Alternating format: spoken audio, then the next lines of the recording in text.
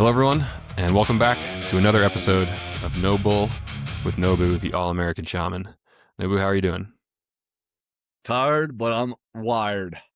I like it. I'm also tired, not quite as wired, so we'll see how it goes. But today we're going to be getting into human design. And now, could you give us a high-level overview as to what that is? The best way to describe human design, or at least the way I describe people, is it takes astrology, quantum mechanics, I Ching, and a variety of other things that are escaping my brain housing group right now, and it amalgamates them into one cohesive system that works together quite beautifully. So it's kind of like getting a astrological reading, whereas and I believe you input like your birthday, right? And then they'll say like, here's what your human design is, and this is what it means. Where did it come about?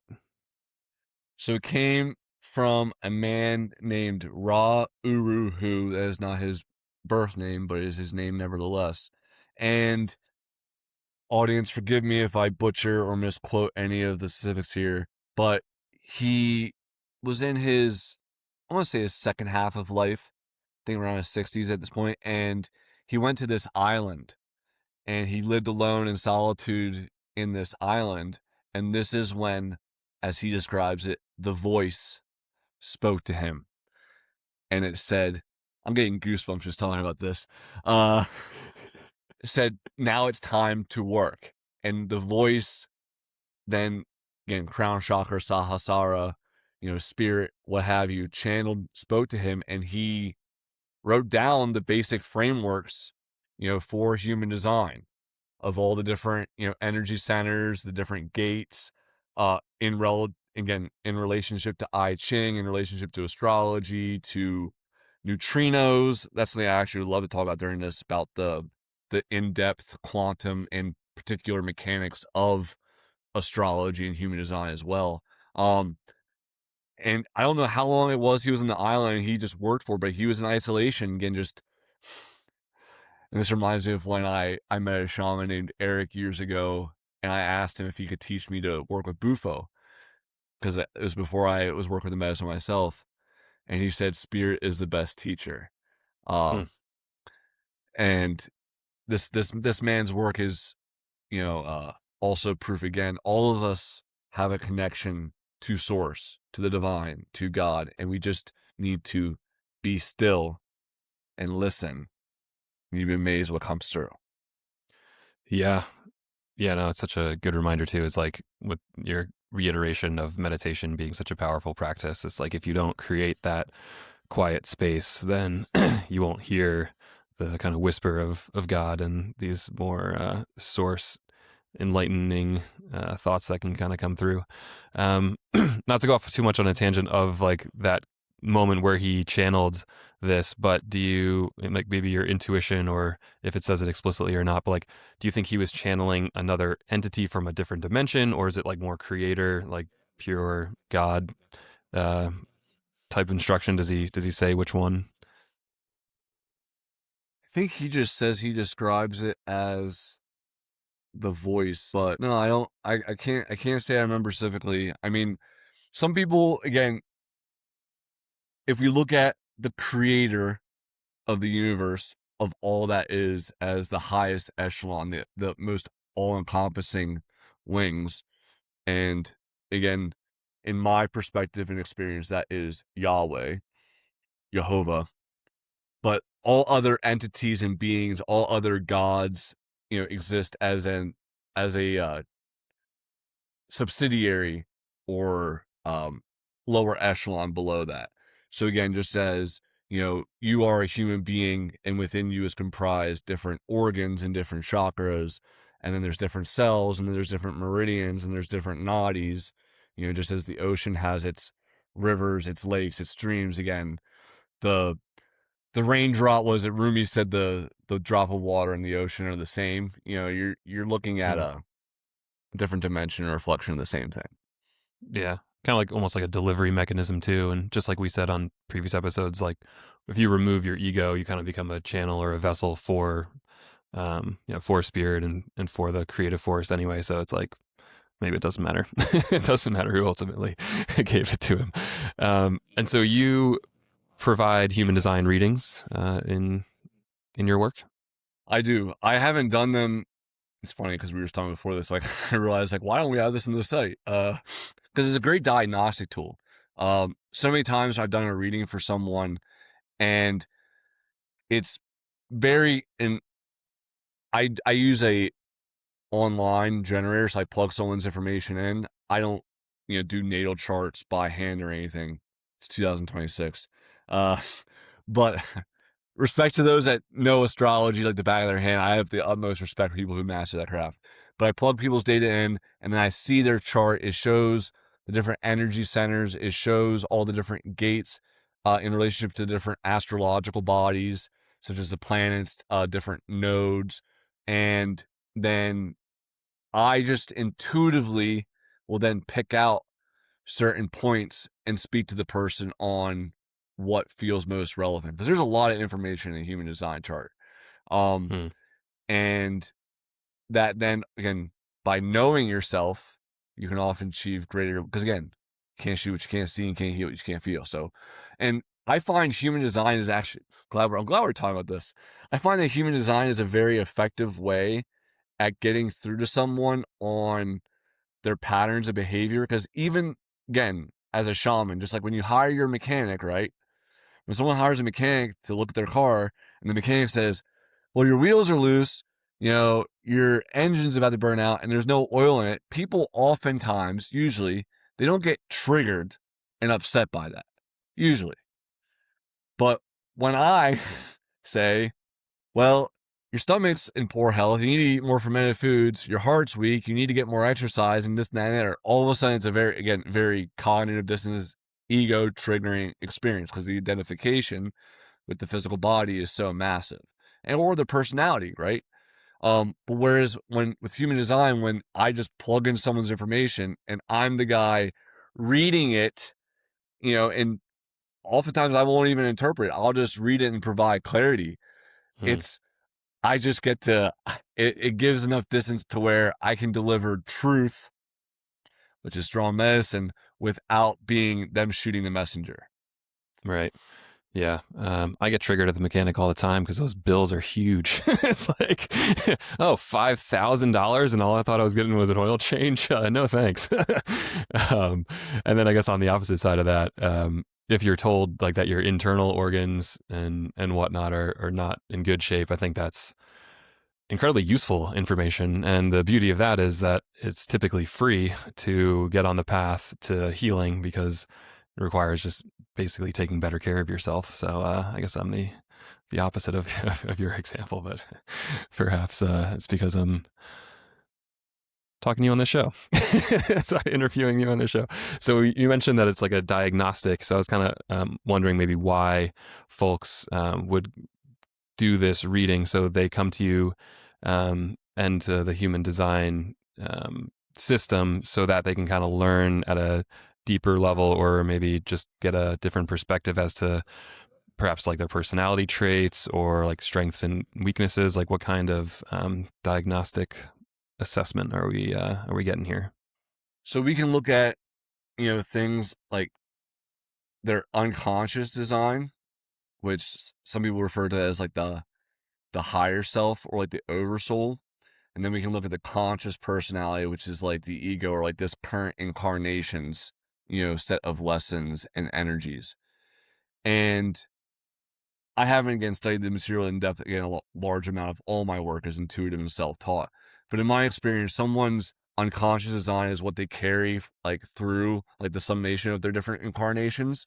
So Hmm. like, and then the conscious personality from each incarnation, some of the conscious ego and personality that they, evolve through will then get, carry over into that. Because again, the lesson will continue till the teaching has been learned. Hmm. So I suspect that, again, for example, like if I don't learn to uh stop giving my heart away to the people who don't reciprocate, that I will have to learn that lesson again in that chakra or in an astrological element as well, where things will manifest in a certain way.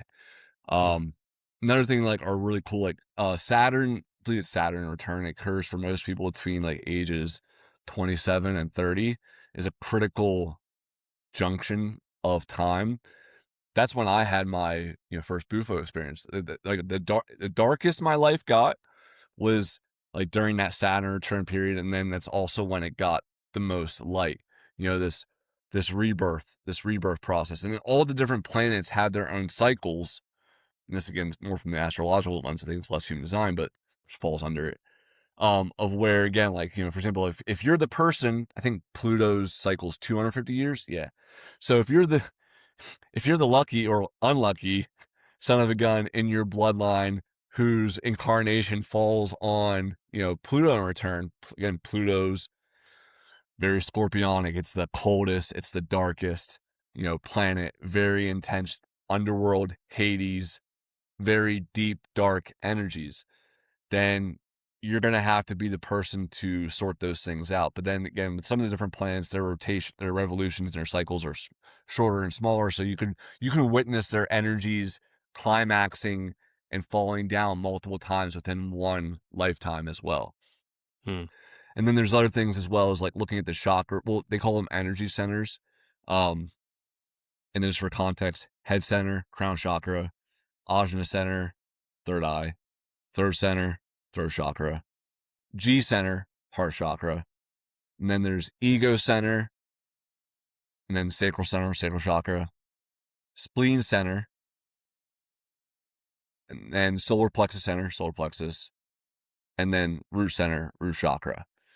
So we have, spleen, G center, and ego, added into the mix. Gotcha. So, and actually, maybe on the astrological and human design, like both of them tend to be for maybe a particular audience or folks that have an open mind enough to say seek out these things. And this is the No Bull podcast, and I think a lot of people will say that astrology and human design is bull. So, I suppose, what would you say to folks like that? Thank you. First off, again, gonna repeat this a lot throughout the course of this podcast.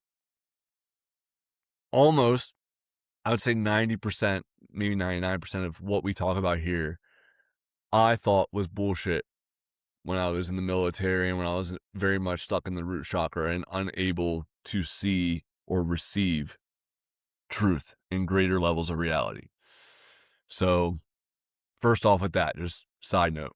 Secondly, so I might butcher some things in this, but when we understand again that particles and waves are just the same thing, right? If we look at again like Schrodinger's cat, like in the box, is it alive or is it dead? We don't know until we observe it. The same thing is true for a particle or wave. If we observe it, at a certain point, it appears to be still because it's at that still point, like Lao Tzu. But again, if we see it at the apex or the descent, we see it in a wave format. So with that being said, light, although people think of light as just purely energy, light does indeed have some substance to it.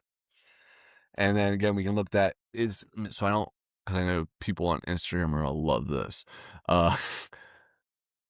Is it electron or proton in light? They call them Photons. photons. Photons, yeah. How the biophoton guy mess this up? Okay. So, but that's a good point because, like, I think in like a wire in your house, electricity, like those are electrons. So then, like, is a photon like an electron, or like it doesn't need a proton or an electron because it's its own separate thing? I can't speak it too depth on the particle physics right now. We'll have to do another in-depth episode of this one in the future where I brush up on everything.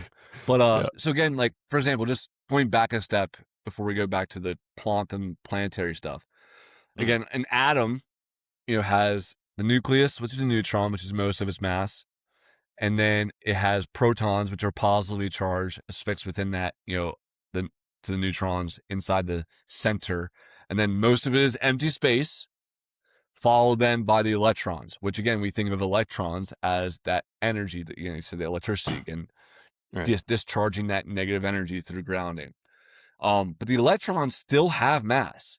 Again, even though we fundamentally think of them often as energy, and also given how fast they are and how it appears to be mostly empty space, it still has mass. It has substance. And again, this goes back to Einstein's theory of relativity. Like, energy or matter cannot be created or destroyed, only transferred or transmuted. So again, changing it, but it still has numerical value in terms of its mass. So these photons that are coming out from the sun, from the stars, all these different planetary bodies, they are passing through. So let's just say, like, for example, like the stars all around us are sending all their light our way. All that information, all that consciousness, as you know, and as people know from the podcast, I've talked about biophotons, getting that coherent sunlight energy, getting it in as raw of a format as possible through, fresh juices, through raw fruits, through living, plant foods, or again, by getting the sun in your eyes, discharging to the earth, holistic practices. So just as we can receive energy from the sun, we are also receiving, and another sidetrack we go down in the future is, again, like looking at the patterns of solar flares, right? Or again, looking at the patterns, the morphology, the changes in the structures and patterns of the Schumann resonance, right? And how these things affect us as a daily basis. There's a lot of people who believe the sun, and I'm one of them, that the sun is giving us downloads. Again, it's giving us information that we need at certain points in time. And that, again, if you're not getting out in nature, and if you're not getting sun in your skin and your eyes, you're missing out on that information, which, again, I think a large part of why the governing of minds and other such entities want you to wear sunscreen and, sunglasses and the such, is to prevent you from being connected to that energy. But I digress. So with that out of the way, if all these different suns and stars around our solar system, which we know because you can see them all up in the night sky, how many you can see and perceive, all those photons are coming down through the cosmos, and they're getting filtered through how many different other bodies, right? How many other galaxies, how many other planetary bodies. But let's go to the smaller level. Within our solar system, as that light is passing through, it's hitting, where is it hitting Pluto? At what point in its transit? Where is it hitting, or again, around Uranus, Neptune, Mars, Jupiter, Saturn, etc.?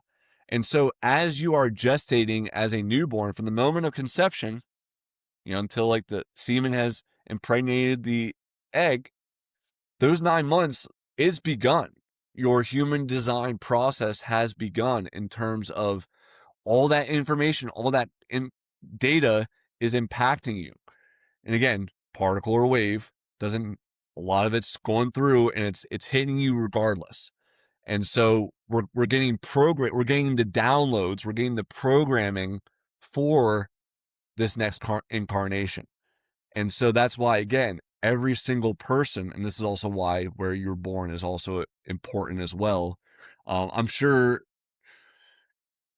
some would say it's autism, I'll say it's genius. My mind is already spinning wheels on how, if you were to conceive a child and keep the mother in one strict location for the entire period of her pregnancy, how it would be a more fixed point or consistent data in receiving the neutrinos, which again, photons, neutrinos are a component per Ra Uru's system of photons, which contain information and which impact the body. Let me just look that up real quick. Summarize neutrinos for me per human design Ra Uru. In human design, neutrinos are described as an invisible, omnipresent ocean of subatomic data. According to founder Ra Uru Hu, 3 trillion of these tiny particles pass through every square inch of the Earth per second, carrying the breath of the stars and imprinting your DNA with mechanical information. About 70% of all neutrinos come from our sun. The rest originate from deep space stars and planets. As a stream passes through a celestial body, like I said, it picks up that planet-specific energy. Just again, if we pour water through onyx and obsidian, to have different qualities because of that. Because planetary imprinting, because neutrinos possess a minuscule amount of mass, they transfer a flavor or energetic charge to you as they pass through your body. This continuous flow determines which specific gates and centers are activated in your chart at birth and 88 days prior. Crystals of consciousness. Your chart's activated gates act as filters for this neutrino stream. Your design crystal builds the physical body, and your personal crystal builds your conscious mind. Both process the neutrino ocean, giving you your unique experience of reality. The movement of the planets creates neutrino weather. As transiting planets sweep through the heavens, their streams interact with your chart, creating temporary energetic conditioning in areas you normally don't have defined. This is probably a good time to talk about what defined and undefined means in human design. Yeah, let's do it. But quickly, maybe I'll just Yes, sir. repeat what I heard and see if it kind of makes sense to you. So it's like all of these photons, and the sun is obviously the closest star, so it's probably like the heaviest stream that doesn't get diluted. And then when either those sun's photons or stars' photons either pass through or reflect off of the other planets in our solar system, then they hit us and they hit like our body while we're forming in that like embryo state. Then that information that's passed through is like whatever mixture is like, oh, you got some heavy reflection off of Jupiter and some like minor reflection off of Mercury, and so like your ratios and percentages and combinations are different per each person, so thus everyone will have like a unique expression of all these inputs. Yes, sir. Well said. All right, cool. I'm following, I'm tracking. Let's get into was defined and undefined. Yeah. So when I say because Google just summarized like defined versus undefined. So for example, let me bring up. Do I have your chart up or my chart? Because on the human reading chart, it'll say like for your sacral energy center, it is defined. For your spleen center, it is undefined, and that will then have. Oh, you're reading my chart. Oh, was that accurate? I know without knowing. Yeah, tap in. So, for example, with my sacral chakra being defined, I want people to think of defined meaning there's already set subroutines and programs within that chakra and that energy center. So when I walk into a room filled with other people, my sacral chakra being defined, having its own active programs and data running, is going to exert, just as the planetary bodies are exerting their influence on all of us, our own miniature microcosmic orbits and toroidal fields are all like doing the same thing as well within each other. Big rabbit hole. Anyways, so if someone's undefined in their sacral chakra, my sacral chakra is going to have an effect on theirs because they are open, undefined. It's receptive. So for example, for me, with having an undefined root, so for example, it describes open root center, inner growth through recognizing that there is no need to be pressured and stressed into a hurry. Are you either procrastinating or are you getting overburdened while you just try to finish this one last thing and then the next last thing and so on? So with me being undefined in my root center, if someone is defined there, whatever qualities they possess, whatever gates are active and qualities present for them are going to have an influence on the void, the lack I have in mind. Does that make sense? Yeah, so you're kind of like impressionable in those energy centers based on the company you keep, so to speak. I like your tie-in on branding and one-liners. Yes, precisely. So, again, so this is why, again, if people really wanted to get into the nitty-gritty of things, looking at the human design, other people around them, you can see how their own conscious or subconscious energy signatures are having an influence on you. And again, this is always happening, with everyone you interact with. There's this constant exchange, of data. It's Yeah, like how you put quite that too of like our orbits. It's like we're, as above, so below, within, without, all that stuff of like we're all just different fractals of these same phenomena occurring at every various different scales. So like all the planets are impacting each other. We're like our own planet, and when we circle around others, then we have similar kind of impacts and hitting people with our neutrino information. yes, sir.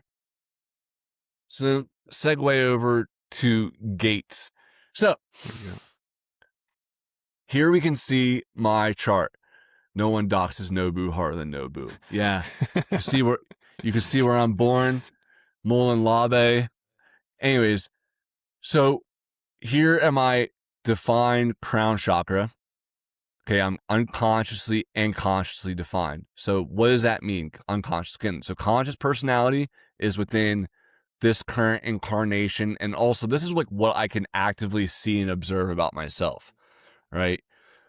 Most people, this side of the equation is very easy for people to pick up on, whereas this, not so much. Because again, it's unconscious. It's, less easy to observe, but it's still important nevertheless.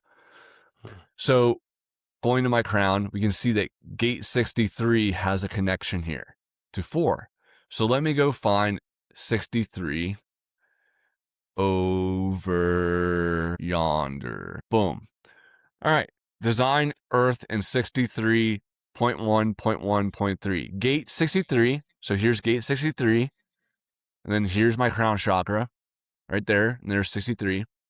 And then it shows what the gate does. So gate 63, after completion, doubt, questions, and suspicion, especially in new beginnings, recognizing problems in logical patterns, asking the right questions. The bold words are very important because these are the turning point things of our evolutions.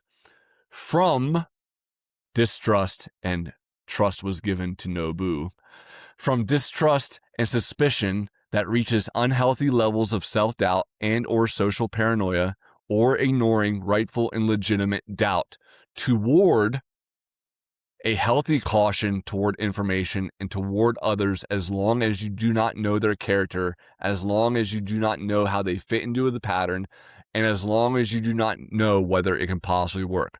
Often, others might just try to see through you at your expense and try to beguile you despite being ignorant. Questioning the understanding of yourself or of others until you really get the detail to truly see whether the doubt was valid or not. It is essential to see that after completion can only ever be a temporary state, because absolute completion is never accomplished in life. There are always more questions to ask, and there's always more to explore. In the spiral of life, all ends are beginnings. And then it goes into a little bit more in-depthness of this. And then it also goes as well as how, so Jupiter is going to trigger this intensifying, and Saturn is going to make it go down. Either, and this is where we really again have this, the first parts, the from and toward, is showing kind of like the very like broad long-term evolution we go through. And then within the archetype, it's more the specific of the choice we have to make on a daily basis of that moves us towards that bigger evolution. Either trying to eliminate all doubt at all costs without realizing that doubt is there for a good reason. Because again, if you just knew everything all the time, the game of life wouldn't be very fun to play, would it? Good point.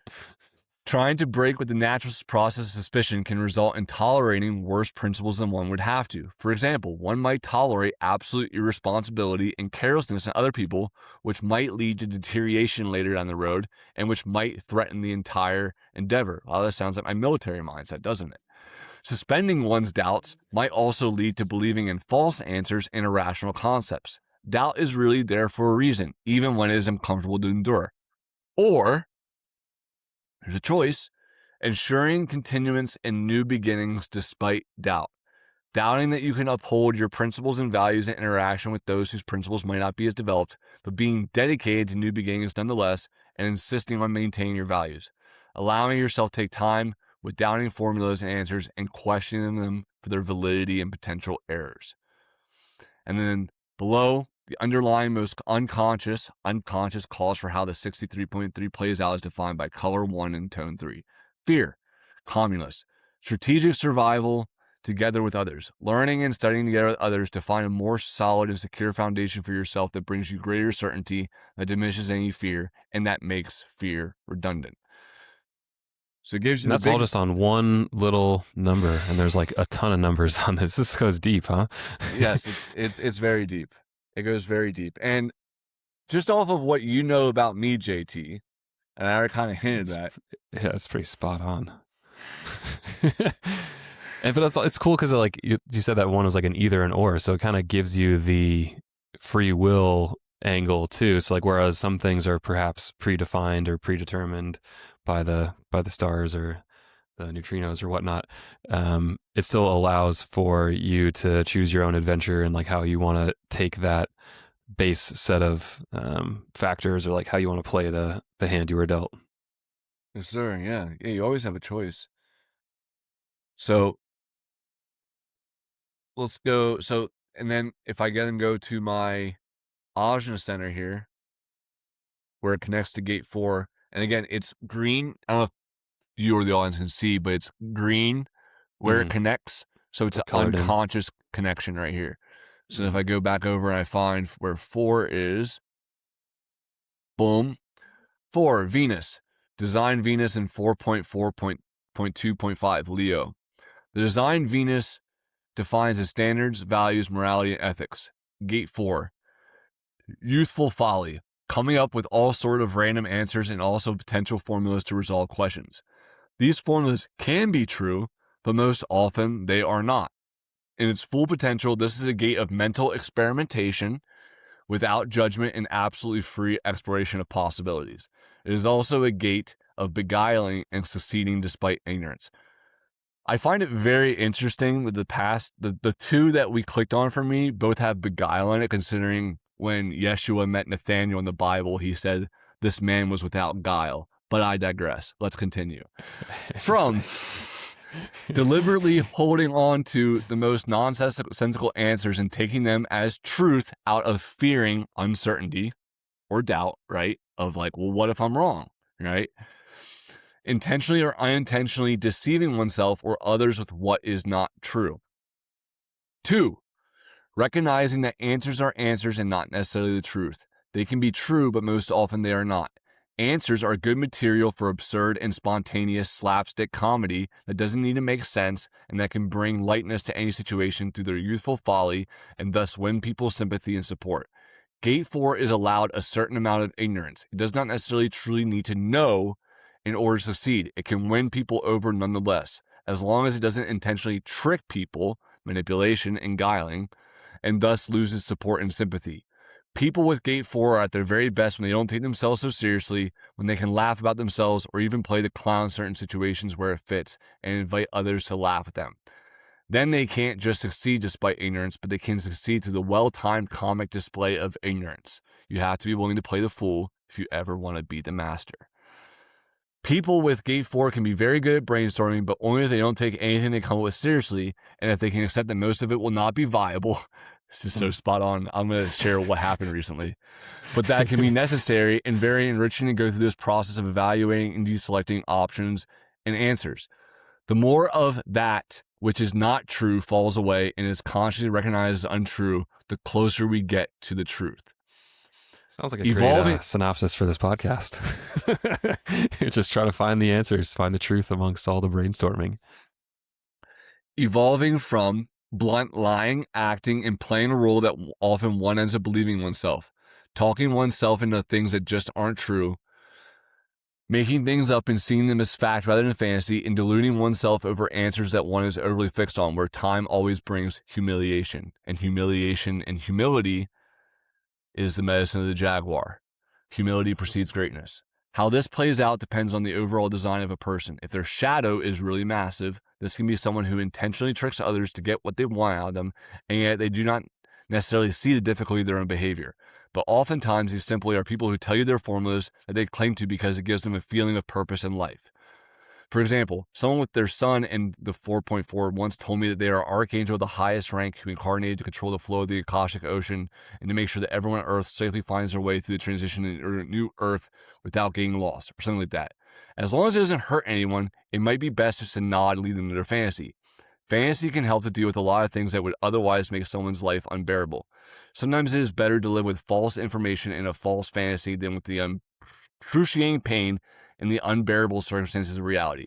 You never know someone's story and what they have been through. Fantasy is malleable. You can make of it what you want and censor the unpleasant parts.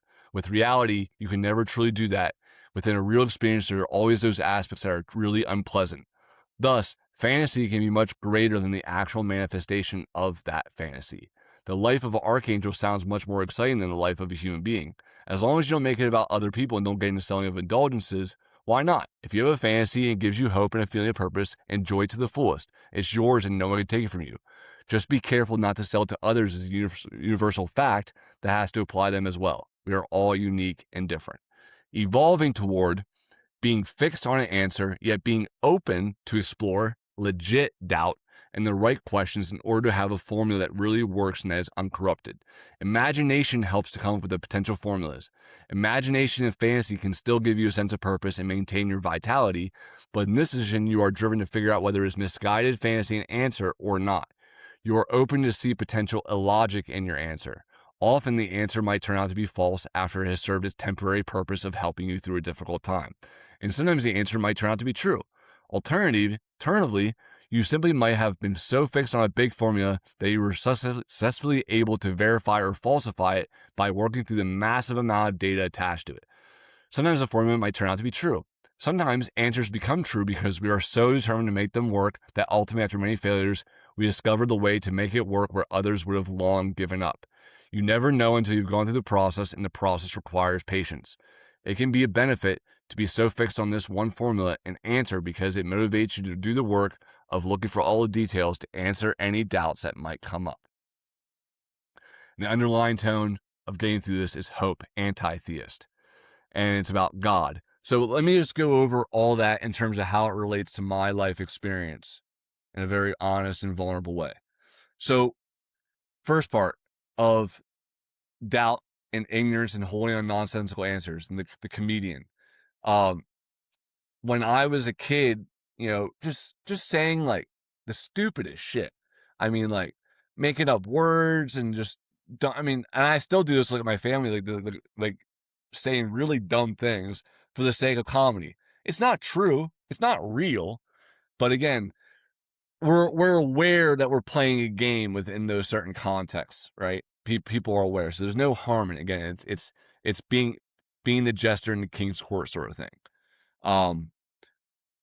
Next part, blunt lying, acting, and whatnot. I think I said in the very first episode or two how I used to be when I was in the root chakra. I lied, cheated, stole, kill. I mean, I had no regard for how my behavior impacted others. I didn't feel any sort of shame or pain at what I was doing because, again, also I was disconnected from God. I didn't believe in God. I didn't believe in a higher power. And so any sort of idea of judgment or karma was completely lost upon my deaf ears. Didn't mean it didn't exist. It just means that I was too dense and too low in hell to perceive it or hear it, right? Talk sense to fools and they will say that I'm foolish, and was very foolish. And then evolving towards doing experimentation. The other day I made a field in Hebrew, German, Spanish, Latin, Sanskrit, and English. And I want to do like 10 more languages, maybe even all languages. And even just so far, just in my current like iteration of experimentation, I've already found like so far the Latin version's like by far the most powerful. But again, like I had to be sure that this was that my gut feeling that this was like the best, I had to make the Hebrew, and I'm gonna make more. Like I have to exhaust all the other possibilities. This is how we get closer to truth, right?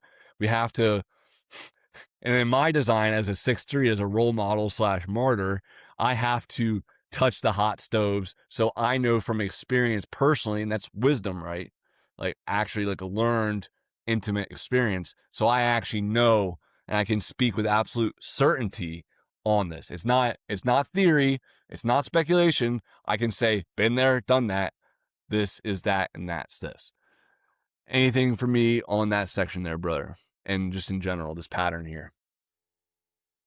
Yeah, I mean, it's seems from, I mean, I know you through this podcast and through our experiences, but like from what I gathered, like that experimentation and coming up with answers, and then basically, like you're saying, trying them all out, and like you have like this idea in your head and you need to go through all of the iterations in order to like almost make it true, then it like removes all of the doubts along the way, and like more of like a systemic process. So I mean, I guess this two small examples that we clicked on, like on the overall graph, like, and for those that can't really see it right now, it's like there's tons of numbers all over all over the page right here. You just clicked on two of them and had that level of detail of information on it. But thus far, it feels like it's tracking pretty accurately for you, Nobu.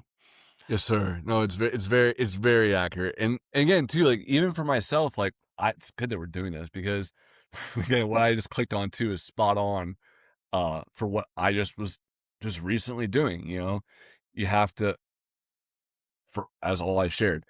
Yeah, it's very information dense. And again, like I said, it's not, when I do these readings for people, it's not nearly as triggering as if I say, like, you're doing, from my perspective as Nobu, you're doing this, that, and the other, and it's causing that. When I just read it all from this, and this is also why, like, I mean, I would like to learn human design in much more detail in the future, but add that to one of my many projects, right, between field shamanism and whatnot. Right. Can we go into the sorry to cut you off. You're good. I was going to go over like the high level personality types, because I think there's what, projector, generator, manifesting. Yeah, so I'm a generator, which generators, as the word would imply, generate energy, and it's usually from their sacral chakra, which again, sacral, sacred, the creation of life, whether it be masculine or feminine. The sacral houses the creation of new life. I can actually also bring up these as well, because boom. And again, going back to humility precedes greatness. I have so many things in my brain, I can't keep them all square. So here we have generator, generating the energy to maintain life. Signature, from frustration to satisfaction. So again, going back to like, I'm going to keep on working on this until eventually it works, and then it's very satisfying. But by God, do I get angry sometimes when I work. Aura quality, open and enveloping, drawing life towards you and enveloping it. Characteristics, around 36% of humans are generators. As a generator, you are here to generate the life through your defined sacral center. You generate the world we live in, and you generate through response. You are here to find the right things to give your energy to and to enjoy doing them. You can find real satisfaction in working. It is important for you to spend your energy and be active, exercise. Only give your energy to what you love. Doing that puts you in the flow of life and regenerates your life force instead of wearing it out. This goes back to, again, like what I've said about being authentic. If you're not being authentic and you're not doing things that, or like one of the things I've heard before is like, find what you love and let it kill you. Like if you're doing things you love, like your life is going to fly by and it's going to be a very enjoyable one. Whereas if you are people pleasing and, you know, being nice and playing small to, you know, supplicate others, like it's not going to go well. Okay, let's go to manifesting generator. Manifesting generator. Manifestation, metamorphosis, and generating the life. Signature, from frustration to satisfaction, from anger to peace. Aura quality, open and enveloping, drawing life towards you. The aura becomes closed, repelling, and impacting when you are in action and focus on doing something. This has the purpose of preventing interference by energetically pushing obstacles out of the way. Characteristics, around 30.5% of human beings are manifesting generators. The manifesting generator is here to generate something of impact, generate the life in the world we live in, and transform it, transmute, innovate, and open new doors. They generate life through response. As an energy type, the manifesting generator has components from both the manifester and the generator. Their throat chakra is all, so there's a generator, their sacral chakra is just defined. A manifesting generator has throat and sacral defined, which again, this is very interesting when we connect some dots here, because the hip jaw AIC connection, I think I've gone over this with you before. No, I don't I've think so. other coaching clients. So if someone's jaw is crooked, or their hips are crooked, or their eyes and things aren't perfectly symmetrical, if we fix the hips, the jaw will be fixed, and vice versa. If we fix the jaw in terms of its symmetry and sitting squarely, everything else will fall in line as well. And then again, also sacral providing that energy, but then the throat being, again, and so the word was God, and God was with the word, scripture, as you speak, it is so, very apropos. And so their aura has elements of both. Just like the element, a motor center connected to the throat center, just like the manifester has. For the manifesting generator, it is important to find the balance between these two elements, to not overtax one or the other, to bring them into harmony and combine them in a balanced way. There are many ways in which a manifesting generator's chart can look. Often, the generating and the impacting elements are not directly connected, split definition. With such a design, it is essential to not overtax the manifesting and transmuting element in the motor connected to the throat center, and to pay good attention to the gut response. It is essential for you to use the motor center with the throat center connection correctly, and at the same time, not forget your sacral center and wake it up if needed. Projector. So what's our time at? Yeah, we're already getting pretty long. Projector, recognition and guidance. Signature, from bitterness to success. Aura quality, focused, penetrating, and absorbing. Characteristics, around 22.5% of human beings are projectors. The projector is here to guide others and to work with the energy of others. They have a strong energetic reception of the person they focus on, which means they can have a very good perception of and receptivity to that other person. Projectors have a penetrating aura with a sharp focus on one person at a time. They take in the other person's energy and identify deeply, and through that, they have the potential to deeply see the other. This poking aura is not necessarily a cuddly one. Initially, the projector's aura does not reveal much about themselves. It is focused on penetrating and recognizing the other person, to recognize inner conflicts, inauthenticity, and potential in the other. Based on that deep energetic recognition, the projector is able to ask the right questions and give helpful input to the other person. When I was new to human design back in 2023, I was dating a woman who was a projector. And this is when I was very new in my awakening process. It used to annoy the crap out of me how she knew exactly like what I was thinking, like all the time, dude. Like it used to just aggravate the crap out of me that like I could not just, she knew, like, and again, you're a projector, so I'm sure Yeah, I would say sometimes it's annoying for me being a projector, knowing what everyone's thinking, because it's like I can't not know, and then I have to live with the knowing and like determine how I'm going to respond and whatnot. And sometimes I'd rather just go about my day. I have yet to see one of these in doing any of my readings. Reflector. Only 1%, Lunar program. 1.5% of the population. Yeah. Sampling life. Signature, from disappointment to surprise. Aura quality. Sampling and reflecting. A reflector is incredibly sensitive to their surroundings. They taste and feel other people's energies and everything that's going on around them on a deep level. Under normal conditions, the aura is relatively energy proof, but that protection wears down when the reflector does not get enough time to be in their own aura to unload them from all the foreign energy they sampled. Sounds like a symbiote. Also, boundary dissolving substances, be it alcohol or psychedelics, can open up the aura and make it vulnerable. The wrong place and the wrong company can cause a person to take a lot of unhealthy energy and damage otherwise they have a very good defense against. And this is why they're so unique. Reflectors have all energy centers open. They're all undefined. They don't have all those programs, that we do in the different energy centers to dictate how you go through the different experiences and whatnot. So again, like until I do someone's chart that's a reflector, I can't really speak much more on these. If someone's a reflector out there and you want me to do your chart, please comment. I will gladly do it. Yeah, yeah. Put in the comments if you're a reflector. And then last one, manifester. Manifestation, metamorphosis, signature from anger to peace, aura, quality, closed and impacting. A manifestor's aura is closed and impacting. At the core of the aura, there is a field that is closed off like a black box. The aura becomes repelling when the manifestor is being in action and focused on doing something, or when they want to be left alone. This has the purpose of preventing interference by energetically pushing obstacles out of the way. It can make others feel pretty intimidated. A manifestor is very powerful, yet their journey can feel very lonely. For manifestors, it is of utmost importance to not get hung up on feeling like a misfit and to come to appreciate solitude. They need to feel and recognize the peace that is possible for them when they are alone or with the right people, and to learn to see and appreciate the gift of their independence. A manifestor needs to learn to see the blessings in standing aside from the crowd. They are free to innovate and blaze their own trail. While others are discussing things and talking them through in order to figure out how to best do it and who can do what, the manifestor just goes and does it. Manifestors seem to be able to open their aura selectively, and they seem to be able to train that ability. They can take other people into the protective shield of their aura. Also, boundary-dissolving substances, be it alcohol or psychedelics, can open it up and make it vulnerable, the wrong person, the wrong time, and lacking defense. 9.5%. I think I've done like one or two of them. Hmm.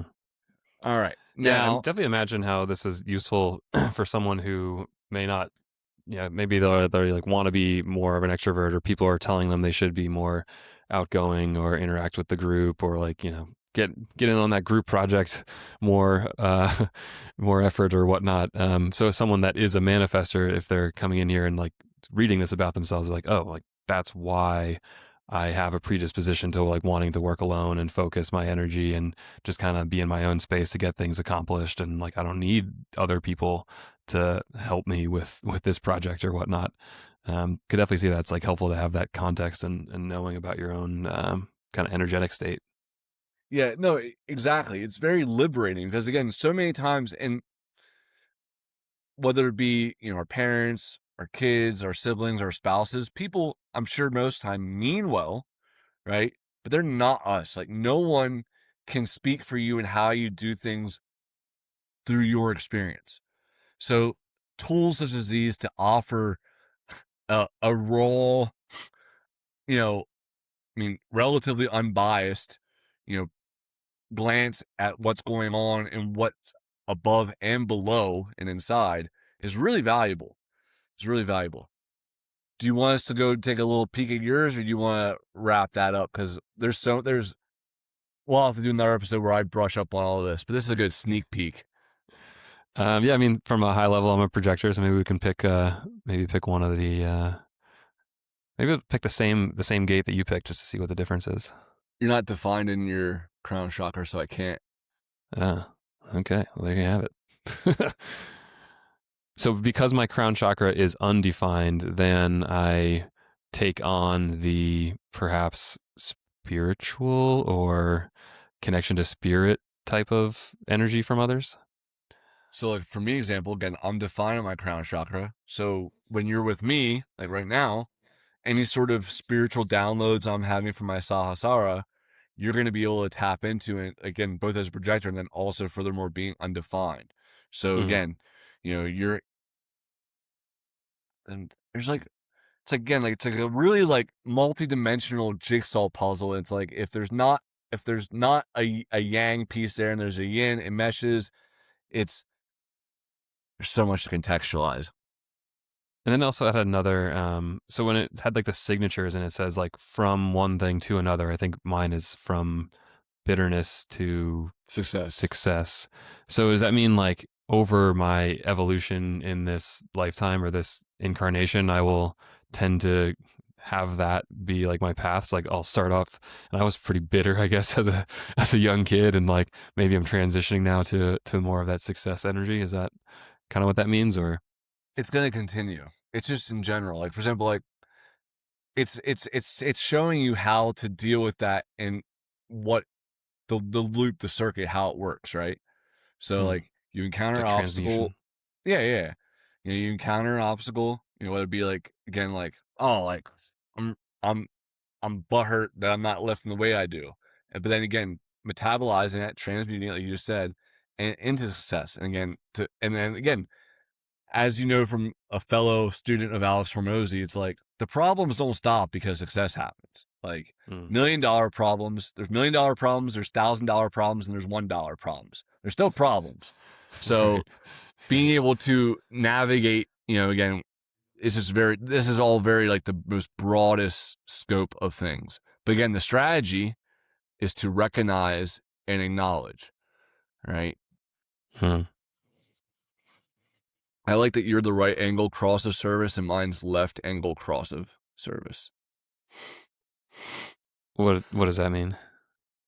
I have to go into this book. We can do that offline sometime.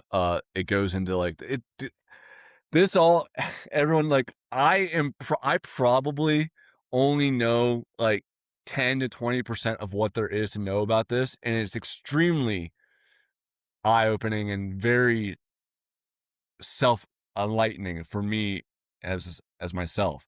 But there is tons of data within here, and then, again, if I got to the point of also reading astrology charts, right? We can Mm. look into that as well. I mean, there's the I Ching connections as well. Like we can look into when you're different here. We can look at your Saturn return personality side. We can look at your like before age 30, after age 30. Yeah, this is deep. Yeah, it's That spirit wasn't lying when they said it's time to get to work. the man. The man, yeah, he did good. Very impressive. Cool. Any other aspects of this human design topic we want to cover? Just I mean, human design's one tool. You can use I Ching, you can use astrology, you can use again animal totems.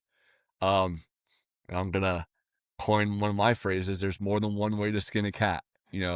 So whatever during this show, like we posit a lot of different possibilities and a lot of different routes.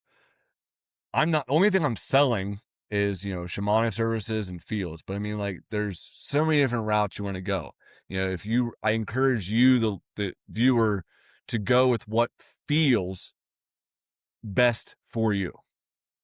Yeah, kind of like what makes most sense and what you find is accurate. I mean, I know I've had a number of astrology readings and things were way more spot on than I ever thought were possible. So I was like, oh, I came in kind of skeptical, but then I left them being like really impressed. So, and then same thing on the human design. It kind of like didn't really make any sense to me, and what's up with this graph and this, that, and the other. But the more I kind of read it and just reflected on my own life and past and behavior patterns, I was like, oh yeah, actually that lines up as to why I've been behaving this way. And if I kind of lean into more of these personality traits, I will find more success because they're kind of innate, or like those defined centers, like knowing what they're projecting out there. I can use that knowledge to my benefit. So excellent. Yeah. Thank you, Nobu, for showing us the human design. And yeah, folks, if you're interested in that, we don't have it on the site yet, but drop us a comment and we'll get it up there soon. And any other final comments you want to leave the audience with, Nobu? No self, sound health. Amen. Thank you, everybody, for listening, and we'll see you next time.